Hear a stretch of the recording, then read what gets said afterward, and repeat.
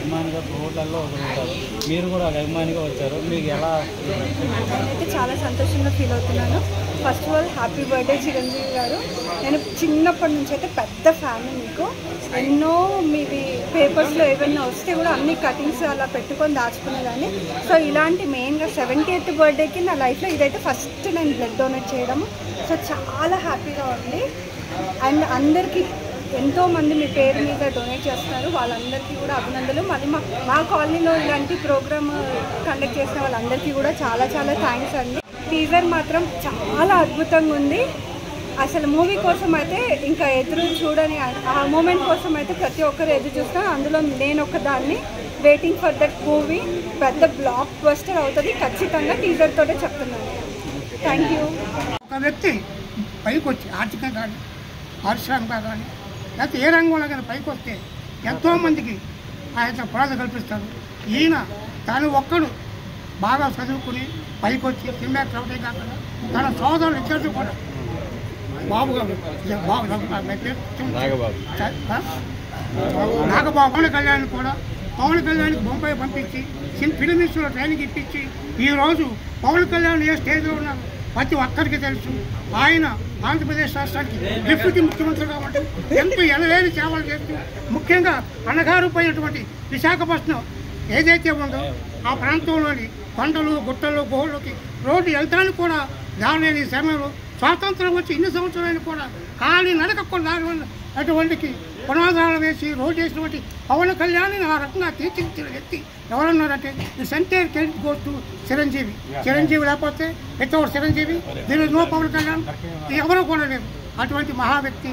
ఇంకా ఆయన 100 శతవసంతాలు కూడా ఆయన జీవితం ఇట్లాగా సాగిపోయి మరి ఎన్నో సినిమాలు నటించాలని ఎంతోమందికి ఆయన చేయూతనివ్వాలని ఆయన తమ్ముళ్ళు ఆయన మేనవాళ్ళు ఆయన మేనళ్ళు కూడా సినీ రంగానికి ప్రవేశం చేసి మొత్తం తెల్ల చిత్రరంగంలోనే మెగాస్టార్ అంటే మేము వాళ్ళ కుటుంబాన్ని ఎంతో తీసుకొచ్చి ఎంతోమంది చేస్తున్నారు. అజాత చిత్రంగా ఉన్నాడు అప్పట్లో దాసనారాయణరావు. ఇప్పుడు ఈయన నిన్న కాక మొన్న వచ్చేటువంటి 18 రోజులుగా స్తంభించిపోయినటువంటి సినిమా షూటింగ్లు కూడా ఎవరు కాకపోతే అటు ప్రొడ్యూసర్ కౌన్సిల్ ఇటు ఈ ఫెడరేషన్ కౌన్సిల్ కూడా ఆఖరికి చిరంజీవి గారి దగ్గరికి వెళ్ళి సెటిల్మెంట్ చేసుకున్నారంటే ఆయనకి ఎంతో గొప్పవాడో అర్థం చేసుకుంటూ అటువంటి మహానుభావి పుట్టినరోజు సందర్భంగా నాకు ఈ చిన్న అవకాశం కల్పించిన మా కాలనీ వాసులకు మీకు అందరూ కూడా నా హృదయపూర్వక ధన్యవాదాలు. అలాగే కూడా చిరంజీవి గారు కంబ్యాక్ సినిమాకి వచ్చారు. సినిమాకి వచ్చిన తర్వాత సేమ్ రాజకీయాల్లో ఎలాగో అంత గ్రేస్ ఉన్నారు, ఇప్పుడు కూడా సినిమాలో కూడా అంతే గ్రేస్ ఉన్నారు కదా. కొంతమంది చాలామంది నెగిటివ్ ట్రోల్ చేస్తున్నారు చిరంజీవి ఫ్యామిలీలా రాజకీయాల్లోకి వచ్చి మళ్ళీ సినిమాకి రావడం, కొన్ని ట్రోల్సింగ్ ఎక్కువ అవుతున్నాయి. దాని గురించి మీరేం చెప్పగలరు? ముందుగా చిరంజీవి గారికి 70వ జన్మదిన శుభాకాంక్షలు అన్నగారికి. అది కామన్ అండి, ప్రతి ఒక్కరు ఓర్వలేని తనాలు చాలామంది ఉంటాయి. అది ఏ రాజకీయ నాయకుడైనా సినీ హీరోస్ అయినా కానీ నార్మల్ పర్సన్ అది కంపల్సరీ వస్తాయి. ఆయన గ్రేస్ ఎప్పుడూ తగ్గదు. ఆయన 70 సంవత్సరాలు కాదు, ఇంకా 100 సంవత్సరాలు అయినా గ్రేస్ ఏం తగ్గదు. ఆయన అభిమానులు ఎప్పుడు ఉంటారు కంపల్సరీ. ఆయన చేసే మంచి పనులు ఈ సినీ ఫీల్డ్ ఇప్పటికీ మంచి తెలుగు సినిమా మంచి రంగంలో ఉన్నదంటే ఆయన అసలు మహానుభావులు ఉండబట్టే ఈ తెలుగు సినిమాలు ఇంతవరకు రాగలుగుతున్నాయి. ఆయనకు ఎప్పుడైనా కానీ ఆయనకు మంచిగా జరుగుతుంది, మంచిగానే ఉంటాడు, మంచిగా ఉంటుంది. ఆయనకు 70వ జన్మదిన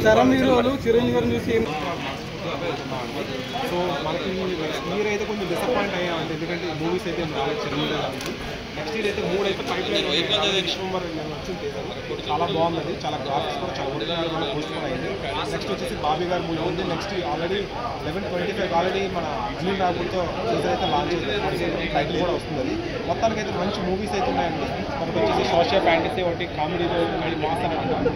నెక్స్ట్ ఇయర్ అయితే మెగా అభిమానులకి అయితే మంచి పండగలాగా ఉందండి. అక్కడి నుంచి అంచెలంచెలుగా ఎదిగి ఇంత స్థాయికి వచ్చారు. 2007 సంవత్సరంలో ప్రజారాజ్యం పార్టీ పెట్టి అప్పటి సామాజిక స్పృహతో ఆయన 100 సీట్లు పైగా బీసీ సామాజిక వర్గానికి ఇచ్చిన ఏకైక పార్టీ ప్రజారాజ్యం పార్టీ. అయితే కొన్ని అనివార్య కారణాల వల్ల అప్పుడు రాజకీయ పరిస్థితుల వల్ల కేవలం 18 సీట్లకే పరిమితమైనప్పటికీ ఆయన ఎక్కడ వెనకడు చేయకోకుండా ఆయన అనేక కార్యక్రమాలు చేయడం జరిగింది. చిరంజీవి గారు పద్మవిభూషణ్, పద్మభూషణ్ అనేక అవార్డులు పొందినప్పటికీ నిగర్వి, ఎక్కడ గర్వం లేని వ్యక్తిగా ఆయన ముందుకు సాగుతూ ఉంటారు. ఎంత ఎదిగినా ఒదిగి ఉండే చిరంజీవి గారిని నేటి యువత ఆదర్శం తీసుకోవాలి. ఆయన సేవా కార్యక్రమాలు ఇంకా ముందుకు తీసుకుపోవాలి. కౌశల్య కాలనీలో ఆయన 70వ జన్మదినాన్ని పురస్కరించుకుని ఇవాళ భారీ స్థాయిలో బ్లడ్ బ్యాంక్ పెట్టి ఇప్పటికే 50 మందికి పైగా బ్లడ్ను డొనేషన్ చేయడం జరిగింది. 70వ బర్త్డే సందర్భంగా ఒక 70 మందితో ఈ బ్లడ్ క్యాంప్ని చేసి సక్సెస్ చేయాలనే ఉద్దేశంతో మా కాలనీ వాసులందరూ ఈ కార్యక్రమం చేయడాన్ని ప్రతి ఒక్కరు అభినందించాలి. చిరంజీవి గారి అడుగుజాడల్లో మనందరం నడవాలి. ఆయన యొక్క స్ఫూర్తిని, ఆయన యొక్క సేవా కార్యక్రమాల్ని మనందరం ముందుకు తీసుకుపోయి ఏదైతే సమాజంలో అట్టడుగు వర్గాలు ఉన్నారో వాళ్ళందరికీ సేవ చేసే అవకాశాన్ని చిరంజీవి గారి ద్వారా మనం కూడా నేర్చుకుని చేయాలని ఈ సందర్భంగా తెలియజేస్తూ, చిరంజీవి గారు లాంగ్ లైఫ్ ఇలాగే ఆనందంగా సుఖ సంతోషాలతో ఉండి ఇంకా సినిమా రంగానికే కాకుండా ఈ 2 తెలుగు రాష్ట్రాలకి ఆయన సేవ చేస్తూ ఉండాలని ఆశిస్తూ, చిరంజీవి గారికి once again happy birthday sir. Chiranjeevi sir happy birthday, many returns of the day. వారికంటే పేద ప్రజలకు బలహీన వర్గాలకు ఇలాంటి కార్యక్రమాల ద్వారా మంచి జరిగితే దానికి అప్రిషియేట్ చేయాల్సిన అవసరం. దీనికి ఇలాంటివి కాలనీలో ఇలాంటి ఒకటి కార్యక్రమం చేపట్టినంటే దానిలో కులాలు, మతాలు, పార్టీల సంబంధం లేకుండా యూత్ అందరూ ఒక దగ్గర 400 మందిగానే ఉన్నారు. ప్రతి ఒక్కరూ హెల్పింగ్ నేచర్తోనే కాలనీ ముందుంటుంది. ఎప్పటికీ ఏ చిన్న కార్యక్రమం అయినా